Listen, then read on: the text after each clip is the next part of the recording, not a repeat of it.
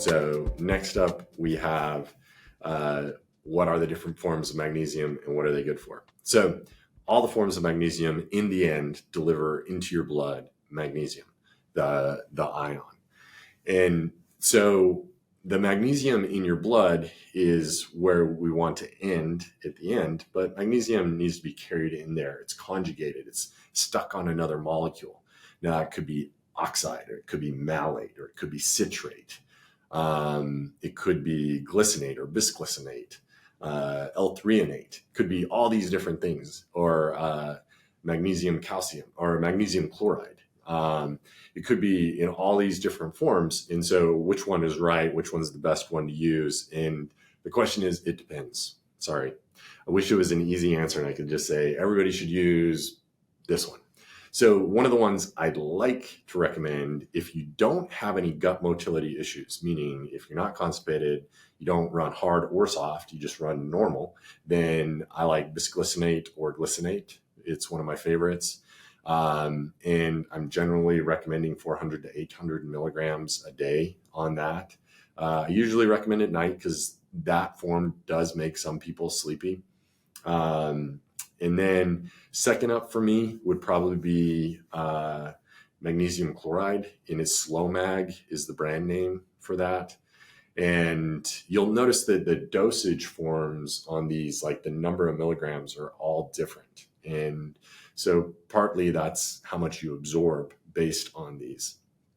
So I like Slow Mag because it doesn't upset the gut either. You can take it in the morning. It's a good one. And then if you are struggling with sleep, a great one is magnesium L-threonate. It crosses the blood-brain barrier. Brand name could be Magmind, but there's a bunch that make magnesium L-threonate. A bunch of different brands that I trust. Jarrow, Jarrow, Momentous, a bunch of brands. So there's that. If you really actually want magnesium to help you sleep, it's usually a little bit lower dose, I believe. And so you're going to want to take another magnesium along with it. The next one up, if we start moving into, okay, I actually want to help my bowels move a little bit, maybe I run a little bit hard. And so first up, I'd say is citrate. Citrate is kind of the more gentle of the laxatives. It's absorbed a little bit better than oxide. Oxide is a little bit stronger of the laxatives. And to me, I just tell people adjust as needed. So if you need to take 1 citrate at bedtime and 2 citrates in the morning, you can. If you need to take 1 citrate at bedtime and oxide in the morning, whatever it takes for you to kind of have bowel movements that you feel like are normal for you. And for me, I generally think, 1 to 2 healthy bowel movements a day. And of course, I'm not talking about fiber at this point, but I'm also encouraging a lot of fiber.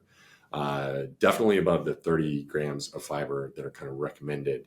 You want to get, I'd love to see people above 50 grams of fiber to really get their bowels healthy. So back to magnesium.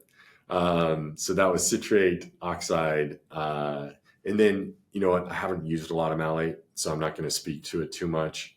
And I think I gave you enough magnesium forms, and they're all good for you. The one that's going to cross the blood-brain barrier the best is L-threonate. It's going to make you the sleepiest. But they're all going to kind of go broadly in your body. And one thing to note is you can check a magnesium level, but I really like checking a magnesium RBC, which is a little bit more kind of like a hemoglobin A1C, where you can see kind of the prolonged concentration of the magnesium in the blood. And so that's one lab that I really like to check to see, does somebody have the right magnesium levels? Another interesting lab to check is zinc RBC, which is similar to magnesium RBC, where we can see that. And zinc, for me, where I really start looking at zinc problems is in hormones.